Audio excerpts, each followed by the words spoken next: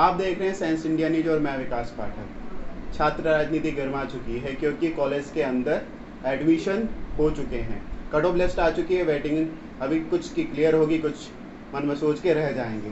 परंतु जिन छात्रों का अभी एडमिशन हो चुका है उनका क्या होगा, उनके फॉर्म किस तरह भरे जाएंगे, उनकी समस्याओं का समाधान किस तरह होगा। जब आप पहले के समय में देखते हो तो कॉलेज के बाहर आजकल मेला लगता था, जो छात्र राजनीति में व्यक्ति होते हैं वो वहाँ पहुँच जाते हैं, वो मदद करते हैं। पर अब कोरोना काल में मदद किस तरह होगी, तो हमारे साथ आज विनय राज का पैनल है पूरा, और ये बताएंगे हमें कि वो किस तरह छात्रों के साथ जुड़ेंगे, उनकी समस्याओं का समाधान कैसे करेंगे। सबसे पहले तो विद्यार्थियों तक पहुँचेंगे कैसे। विनय जी, आप विद्यार्थी तक कैसे पहुँचेंगे? जी, अभी जैसा कि हम देख रहे हैं वैश्विक महामारी का दौर बढ़ता जा रहा है और ये फैलाव इसका पूरे देश में फैल चुका है और अभी कंडीशन बहुत ही बुरी होती जा रही हैं। तो इस कारणवश अभी जैसा कि कॉलेज आयुक्तालय ने, सरकार ने, केंद्र सरकार ने और शिक्षा मंत्रालय ने सबने ये गाइडलाइन जारी कर दी हैं कि अभी कॉलेज और स्कूल्स बंद है पूरी तरह से। और जैसा कि अब कॉलेज में एडमिशन का सत्र चालू हो गया, इसको लेट भी नहीं करा जा सकता क्योंकि इससे छात्र छात्राओं की पढ़ाई पर काफ़ी गहरा प्रभाव पड़ेगा। तो इस हेतु गाइडलाइंस इस तरह से बनी हुई हैं कि जैसे कि कट ऑफ लिस्ट अभी आ गई, उसमें मेरिट लिस्ट आ गई और वेटिंग लिस्ट आ गई। तो particular waiting list, merit list वाले बच्चों के मोबाइलों पे मैसेज जा चुका है कि उनके एप्लीकेशन नंबर के साथ कि आपको ई मित्र पे जाके फ़ीस जमा करवानी है। तो अब वो लोग, उनको कॉलेज में बिल्कुल नहीं आना, ना लिस्ट चेक करने आना है, ना कुछ करने आना है, क्योंकि कॉलेजेस की वेबसाइट पे लिस्टें भी डल चुकी है। मेरिट लिस्ट, वेटिंग लिस्ट दोनों कॉलेज की वेबसाइट पे भी डल चुकी है। स्टूडेंट अपना कॉलेज का नाम डायरेक्ट गूगल पे सर्च करके उसमें जाके एडमिशन पैनल में जाकर वहाँ पे देख सकता है। उसको जैसे बीएससी मैथ्स की देखनी, बीएससी बायो की, तो वहाँ पे पूरी उसको लिस्टें मिल जाएगी, अवेलेबल हो जाएंगी। दूसरी चीज़, अब उनको नाम दिख गया, उनके पास मैसेज आ गया, तो उनको कुछ नहीं करना है, ना कॉलेज आना है, ना डॉक्यूमेंट्स का सत्यापन करवाना है, मतलब वेरिफिकेशन भी नहीं करवाना डॉक्यूमेंट्स का। उनको जाना है सीधा ई मित्र पे और जितनी फ़ीस उनके मैसेज में लिखी हुई है उतनी फ़ीस ई मित्र पर जाकर जमा करानी है। जैसे ही सिचुएशन थोड़ी बहुत ठीक होने लगेगी, उनका कॉलेज में सत्यापन होने लग जाएगा। तो अभी कोई डॉक्यूमेंट वेरिफिकेशन नहीं हो रहा है, केवल ई मित्र पे जाके फ़ीस जमा करवानी। और यदि मैसेज किसी के पास नहीं गया, सर्वर एरर के कारण, कोई टेक्निकल इशू के कारण, उनके साथ क्या किया जाए? जी, सब मैसेज तो इसलिए भेजा जा रहा है ताकि बच्चा एप्लीकेशन नंबर और उनको वेरीफाई हो जाए कि आपका एडमिशन हो चुका है। अभी किसी की टेक्निकल एरर के कारण या किसी की सिम खो जाने के कारण, किसी भी कारणवश अगर उनके पास एसएमएस नहीं पहुंचा है, तो वो मैंने जो आपको तरीका बताया कि गवर्नमेंट कॉलेज की साइट पे जाके एडमिशन पैनल में जाके वो मेरिट लिस्ट और वेटिंग लिस्ट देख सकते हैं। अगर उसमें उनका नाम है तो वो ई मित्र पे जाके अपना एप्लीकेशन नंबर डालेंगे तो उसमें आ जाएगा, उनकी फ़ीस वगैरह सब आ जाएगी और डायरेक्ट उसकी फ़ीस जमा हो जाएगी इजीली। यहाँ हमारे साथ उपाध्यक्ष हैं। मैं आपसे जानना चाहूँगा कि जब व्यक्ति 11th-12th में होता है तो एक डिसिप्लिन लाइफ जीता है क्योंकि वो विज्ञान का विद्यार्थी रहता है। पर अब ऑनलाइन क्लासेस हैं, वो ऑनलाइन क्लासेस किस तरह अटेंड करेगा, कॉलेज उसको आना नहीं, वो डिसिप्लिन मेंटेन नहीं हो पाएगा, तो क्या वो पढ़ाई कर पाएगा एक सही तरीके से? सही तरीके से कैसे कर पाएगा? वो ऑनलाइन पढ़ेगा तो उसमें जैसे वहाँ पर सर पढ़ाते सामने रहते हैं तो बच्चा पढ़ लेता है, लेकिन ऑनलाइन में क्या होता है, सर मोबाइल में रहते हैं तो वहाँ पर पढ़ नहीं पाता है, कभी कहीं निकल जाता है या दूसरी जगह निकल जाता है। और ऑनलाइन में बच्चा सामने बैठा रहता है और कि नोट्स नहीं बना पाता है, नोट्स भी पीडीएफ से आते हैं उसके पास, तो उसमें कहीं गलतियाँ होती है और टीचर भी उस समय उसको नहीं समझा पाता है। हमारे साथ संयुक्त सचिव साहिबा हैं जो पढ़ाती भी हैं बच्चों को, तो इस कंडीशन में बच्चे अब किस तरह पढ़ें और किस तरह अपना ध्यान केंद्रित करें पढ़ाई पे? आप उनके प्रतिनिधि हैं, तो आप किस तरह उनकी मदद करेंगे पढ़ाई के अंदर? सर, ऑनलाइन तो क्या है, खुद भी मैं ऑनलाइन पढ़ा रही हूँ, अभी क्लासेस ले रही हूँ, तो बच्चा इतना फोकस नहीं कर पाता है। कभी कभी तो वीडियो को ऑफ करके साइड में दूसरा काम करने लग जाते हैं बच्चे। अब इस तरह से वो नहीं है, सामने अपन पढ़ते टीचर का पूरा डर रहता है बच्चों को कि हाँ हम इसी पर ध्यान दें, टीचर डांट देगी या कुछ। तो ऑनलाइन बच्चों का इतना फोकस नहीं होता है। जो बच्चे अपने करियर को लेकर सीरियस है सिर्फ वही ध्यान से पढ़ रहे हैं, बाकी तो कोई ज़्यादा ध्यान नहीं दे रहा ऑनलाइन। जैसे कि देखा जाता है कि 10th-12th तक व्यक्ति अपनी तैयारी कर रहा है, उसके बाद नीट और या तो जो आईआईटी की तैयारी करता है, पर यदि उसका सिलेक्शन नहीं होता तो अधिकतर बच्चे इस तरह अपना रुख करते हैं, तो वो बच्चा डिप्रेस भी है, हताश भी है, ऑनलाइन सिस्टम भी है, कोरोना भी है, तो अब बच्चे आगे मोटिवेट कैसे होंगे? अध्यक्ष साहब आप बताइए। दूसरों का तो क्या एग्जाम्पल दूँ, मैं मेरा स्वयं का एग्जाम्पल देता हूँ। मैं खुद 12th के बाद नीट की तैयारी करी है मैंने, 1 साल कोचिंग भी ली है मेरा सिलेक्शन नहीं हो पाया, इसलिए मैंने बीएससी का रुख किया। बीएससी मैंने कॉलेज में एडमिशन लिया और मेरे मन में कोई डिप्रेशन नहीं था, कोई कुछ नहीं था। उसकी मैंने पढ़ाई करी, जितनी मेरे से हो सकी मैंने मेहनत उसमें करी, बट मेरे को उसका परिणाम नहीं मिल पाया। तो मैंने अपना करियर दूसरी जगह देखा।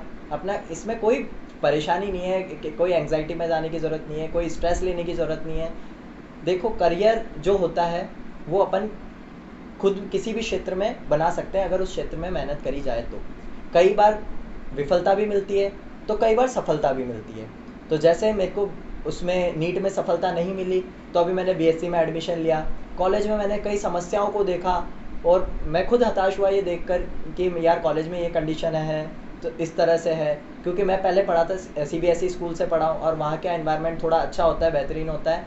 और गवर्नमेंट कॉलेज में पहली बार मैंने देखी कि गवर्नमेंट कॉलेज की क्या कंडीशन है, क्या है। तो उस कुछ चीज़ को मैंने देखते हुए थोड़ा उसमें बदलाव लाने के लिए फिर मेरे को लगा कि हाँ, ये स्टूडेंट यूनियन एक तरीका है जिसके सहायता से हम कॉलेज में बदलाव ला सकते हैं, स्टूडेंट की हेल्प कर सकते हैं और जो कई चेंजेस जो स्टूडेंट्स के बेनिफिट्स के लिए होते हैं तो हम वो कर सकते हैं। तो इसके लिए मैंने फिर अपना इलेक्शन को भी लड़ा और आज मैं स्पोर्ट्स में भी वेस्ट जोन में खो खो में खेल चुका हूँ, स्काउटिंग में भी कई नेशनल कैंप मैंने करे हैं, कई अभी गतिविधियाँ स्काउट्स की, कई सर्टिफिकेट्स मेरे पास स्काउट्स में भी मिले हैं। और जैसे डिबेटिंग में है, डिबेटिंग भी मैं करता हूँ, डिबेटर भी मैं हूँ, तो स्टेट में मैं कई बार फर्स्ट प्राइज़ जीता हूँ और कई मैंने गतिविधियाँ इस तरह से करी है। मैंने अपने आप को एक्सपैंड करा।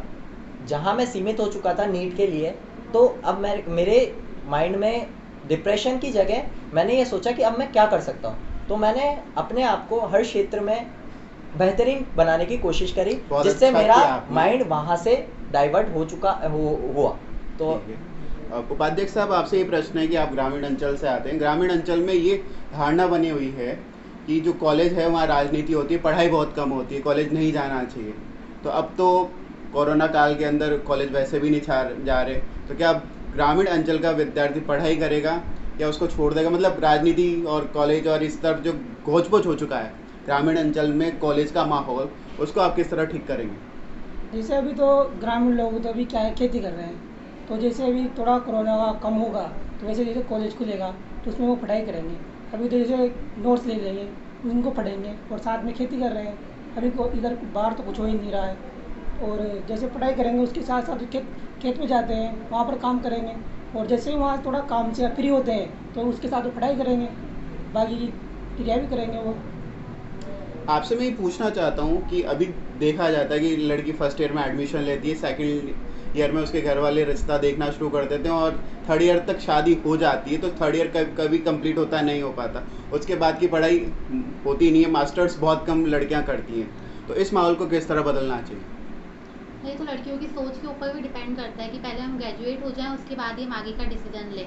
वो खुद भी अपने पेरेंट्स को समझा सकती हैं कि नहीं, अगर हम ग्रेजुएशन ही नहीं करेंगे तो आगे हम क्या करेंगे। और मान लो तो वो खुद ही थिंकिंग रखती हैं कि नहीं, हम फर्स्ट ईयर कर लेते हैं, सेकंड ईयर के बाद अगर मैरिट हो जाती है बाद में हम पढ़ाई कंटिन्यू कर लेंगे। लेकिन हम खुद जानते हैं उस टाइम इतनी रिस्पॉन्सिबिलिटीज आ जाती हैं कि पढ़ाई कंटिन्यू नहीं हो पाती, वो माहौल नहीं हो पाता। तो इसके लिए लड़कियों को खुद ही पहले समझना होगा कि पहले हम ग्रेजुएट हो जाएँ एटलीस्ट, उसके बाद ही हम इस बारे में सोचें। मेरा सवाल आप तीनों से है कि कॉलेज के अंदर सीबीएसई और आरबीएसई दोनों स्टूडेंट आते हैं। सीबीएसई का स्टैंडर्ड लाइफ अलग रहता है और आरबीएसई का अलग रहता है, तो दोनों मिक्स कैसे होते हैं? क्या दोनों में नोक-झोंक रहती है? क्या रहता है माहौल? एक एक करके बताएं। जी, मैं तो यही कहूँगा, जैसे मैं सीबीएसई का हूँ, ये दोनों मेरे पैनल वाले हैं, ये दोनों आरबीएसई के हैं और हम तीनों एक भाई बहन की तरह रहते हैं आपस में। तो ऐसा कुछ भी नहीं है कि सीबीएसई को कोई स्टैंडर्ड है या फिर आरबीएसई का कम स्टैंडर्ड है। कई आरबीएसई के स्टूडेंट ज़्यादा एक्टिव होते हैं और ज़्यादा एडवांस्ड होते हैं एज़ कम्पेयर टू सीबीएसई के स्टूडेंट से।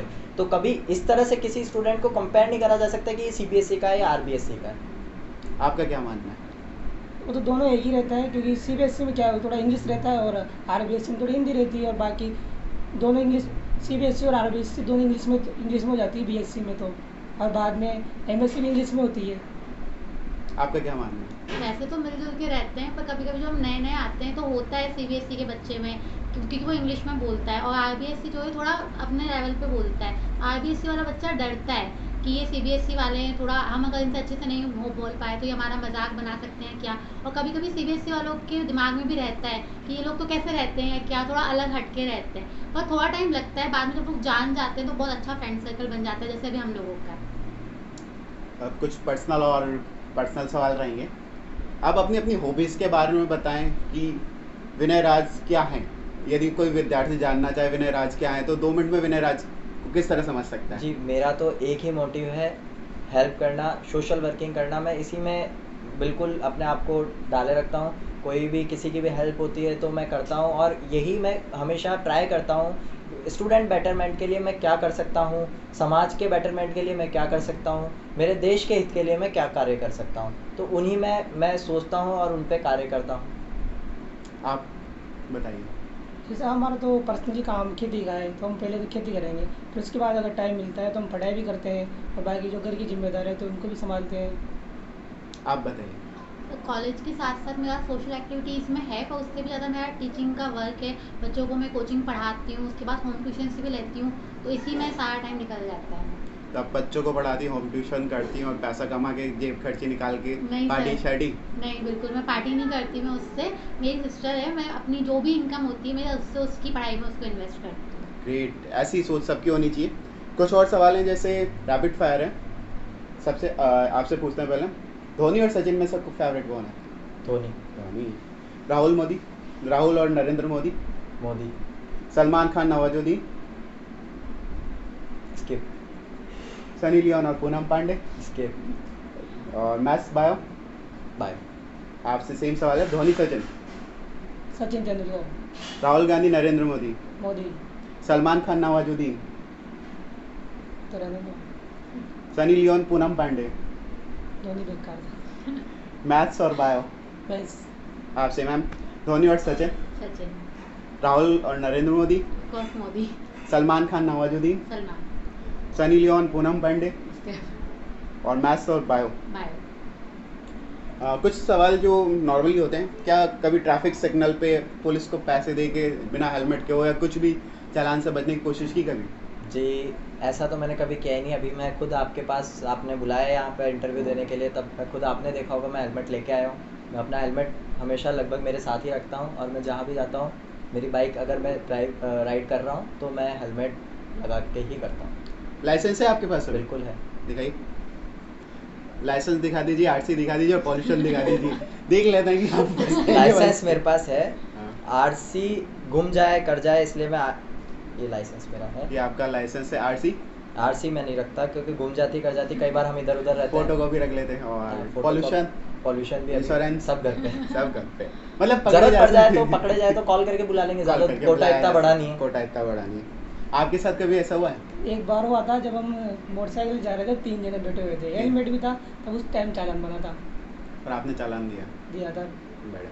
आप गाड़ी चलाती हैं? बिल्कुल चलाती हूँ। और आपका हुआ है कभी ऐसा? नहीं सर, कभी नहीं हुआ, बल्कि मैं दूसरों को लेक्चर देती हूँ कि हेलमेट लगा के गाड़ी चलानी चाहिए। मम्मा को भी बिना हेलमेट के गाड़ी चलाने नहीं देती हूँ। सही। जीवन का कोई ऐसा किस्सा जिससे लोग प्रेरणा ले सकें? जीवन का मेरा प्रेरणादायक मौका तो यही है, जब जैसे मैं नीट कर रहा था, नीट के बाद सडनली मैं स्टूडेंट इसमें आया, और लगभग सोच यही रहती है लोगों की कि बहुत पैसा हो या फिर आपके पास पॉलिटिकल पावर्स हो, तभी एक स्टूडेंट यूनियन का या फिर कोई भी इलेक्शन आप लड़ सकते हो और उसको जीत सकते हो। बट मैंने ना पैसा इतना लगाया, ना पॉलिटिकल सपोर्ट इतना मैंने यूटिलाइज़ किया या यूज़ किया। केवल मेरे अपनों ने, मेरे कॉलेज के स्टूडेंट्स ने मेरी हेल्प करी, और मैं उस हेल्प को देख के इतना शॉक्ड हो गया, इतना खुशी मिली मेरे को। और आज भी मैं इस चीज़ को सोचता हूँ कि मेहनत सबसे बड़ी चीज़ है। अगर मेहनत आप करते हो तो आपका सभी लोग साथ देंगे। कई स्टूडेंट्स ने मेरा साथ दिया, और आज मैं छात्र संघ अध्यक्ष हूँ, और आपने मेरे को यहाँ इंटरव्यू देने भी बुला दिया। केवल ये श्रेय पूरा मेरे गवर्नमेंट कॉलेज के स्टूडेंट्स का है। आप बताइए ऐसा कोई किस्सा जिससे लोग प्रेरणा ले सकें? ऐसा तो यही है कि हम कि कॉलेज की तरफ से, मान लो आप जैसे वहाँ पर आते हैं, स्टूडेंट आते हैं, तो उनको मतलब कैसे आगे बढ़ाया जाए। जैसे वो आते हैं, उनको ये पता नहीं रहता है कि कॉलेज में क्या हो रहा है, क्या नहीं हो रहा है, तो उनको बताना। और जैसे वो आए तो जैसे उनके बाद उनके भाई बहन आएंगे तो उनको भी बताना वगैरह। आप तो शिक्षिका हैं और आप तो प्रेरणा देती रहती होंगी, तो आप अपने बच्चों में मोटिवेशन और प्रेरणा किस तरह देती हैं, उसका एक कोई किस्सा सुनाइए। सर मैं बच्चों को दूसरों का तो नहीं, मेरा खुद का ही किस्सा सुनाती हूँ। जी, मैं जी। 10th में मेरे 91% थी IBSC से, मेरिट लिस्ट में नाम था। उसके बाद फैमिली रिस्पॉन्सिबिलिटीज थी और भी बहुत सारी जिम्मेदारी थी, जिसकी वजह से थोड़ा मुझे लगा था कि मैं पढ़ाई पर ध्यान नहीं दे पाऊँगी। पर मेरा खुद का डिसीजन था कि हाँ मुझे साइंस लेनी है।